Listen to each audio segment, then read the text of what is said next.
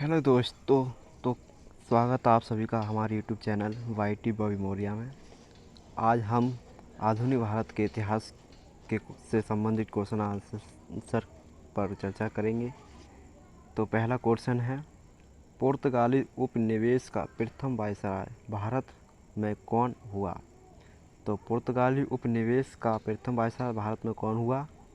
तो Almeida. Option C Almeida. तो इसकी व्याख्या देख लेते हैं। भारत में प्रथम पुर्तगाली वायसराय के रूप में फ्रांसिस्को डी अल्मीडा का आगमन हुआ, जो कि 1505 में आया और 1509 तक रहा भारत में। वह 1505 ईस्वी में भारत पहुंचा और 1509 ईस्वी में अल्मीडा ने टर्की, गुजरात तथा मिस्र की संयुक्त सेना को पराजित कर द्वीप पर अधिकार कर लिया। द्वीप पर कब्जा के बाद पुर्तगाली हिंद महासागर में सबसे अधिक शक्तिशाली हो गए। उसने अंजी द्वीप में किला बनवाया और पुर्तगालियों के हित में कोचीन की राजगद्दी के उत्तराधिकार की समस्या का समाधान किया। क्वेश्चन नंबर 2, बंगाल की खाड़ी में समुद्री डकैती हेतु हुगली का उपयोग कौन करता था? तो बंगाल की खाड़ी में समुद्री डकैती हेतु हुगली का उपयोग कौन करता था? तो पुर्तगाली। तो पुर्तगालियों द्वारा हुगली को बंगाल की खाड़ी में समुद्री लूटपाट के लिए अड्डे के रूप में इस्तेमाल किया जाता था। क्वेश्चन नंबर 3, निम्नलिखित अंग्रेजों में किसे जहांगीर ने खान की उपाधि से सम्मानित किया था?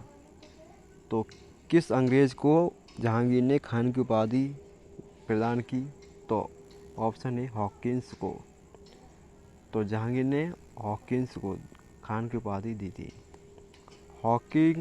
हॉकिंस ईस्ट इंडिया कंपनी का एक कर्मचारी तथा व्यापारी था। वह बादशाह जहांगीर के नाम इंग्लैंड के राजा जेम्स प्रथम का पत्र लेकर 1608 ईस्वी में सूरत पहुंचा।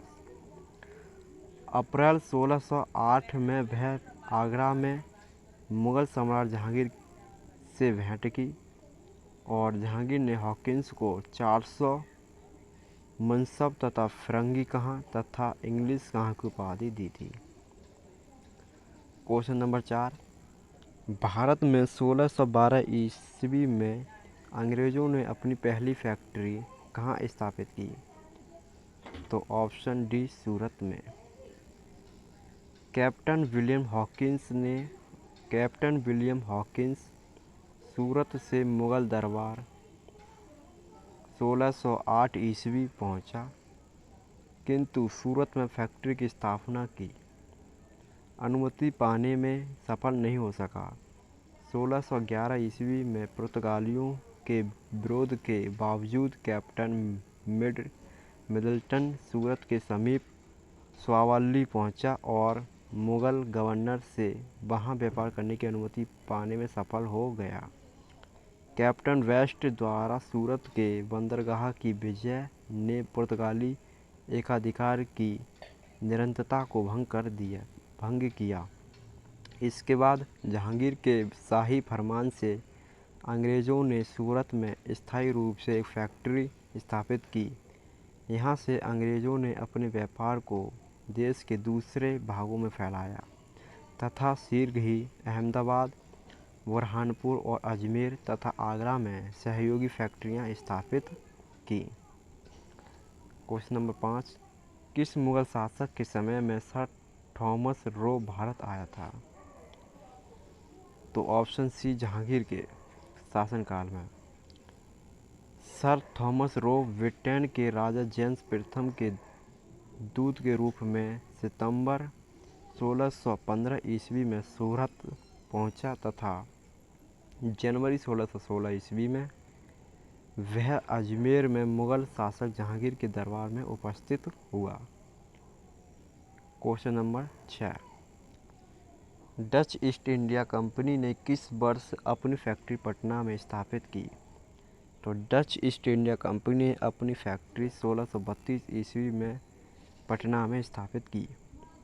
पटना डिस्ट्रिक्ट गजेटियर इतिहास की किसी मानक पुस्तक या अन्य 1632 ईस्वी में पटना में डच फैक्ट्री की स्थापना का कोई प्रमाण हमें प्राप्त नहीं हो सका है, किंतु बिहार लोक सेवा आयोग द्वारा निरंतर यह प्रश्न पूछा जाता है और इसका उत्तर 1632 ईस्वी ही सही मानता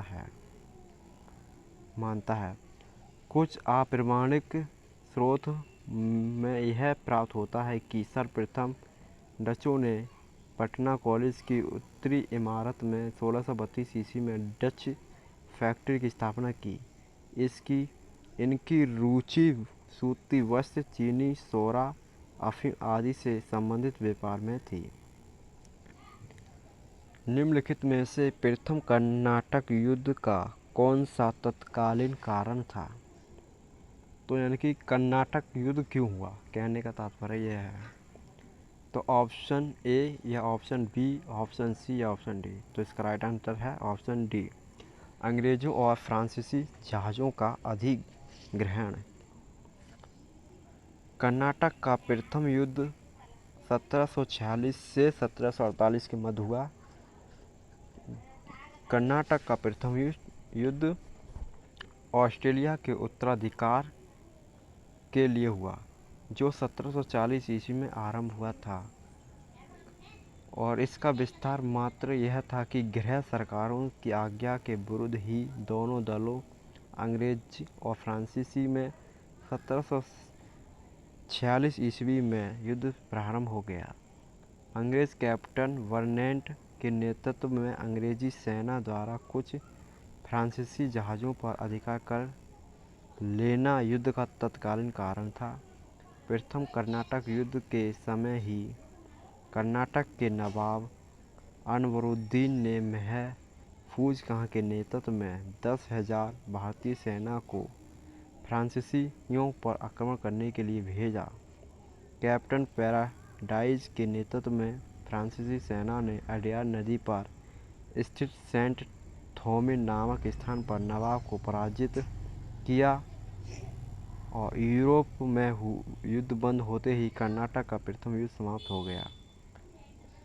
एक्स-ला-चैपल की संधि, जो कि 1748 में हुई थी, इस संधि से ऑस्ट्रेलिया के उत्तराधिकार का युद्ध समाप्त हो गया तथा मद्रास अंग्रेजों को पुनः प्राप्त हो गया।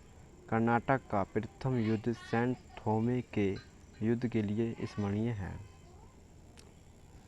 1760 का प्रसिद्ध वांडीवास का युद्ध अंग्रेजों द्वारा किसके खिलाफ लड़ा गया? तो ऑप्शन ए,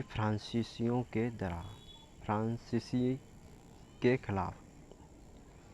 तो 18वीं शताब्दी में भारत में लड़े गए युद्धों का सही कालक्रम, यानी कि अंबर युद्ध, जो कि अगस्त 1749 को हुआ, ये किस में हुआ? मुजफ्फर जंग चंदा साहब तथा फ्रांसीसियों की संयुक्त सेनाओं ने बेलूर के समीप अंबर या अंबूर नामक स्थान पर कर्नाटक के नवाब अनवरुद्दीन को पराजित कर उसकी हत्या कर दी।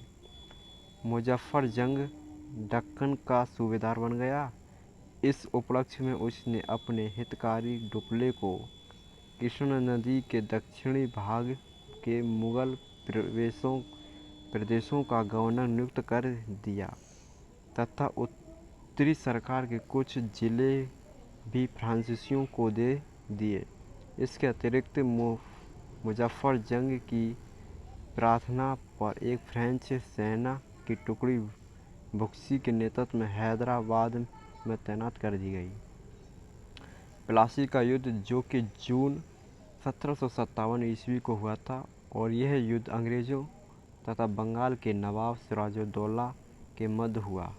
युद्ध का परिणाम यह निकला कि अंग्रेज़ों ने पूरे बंगाल पर नियंत्रण कर लिया।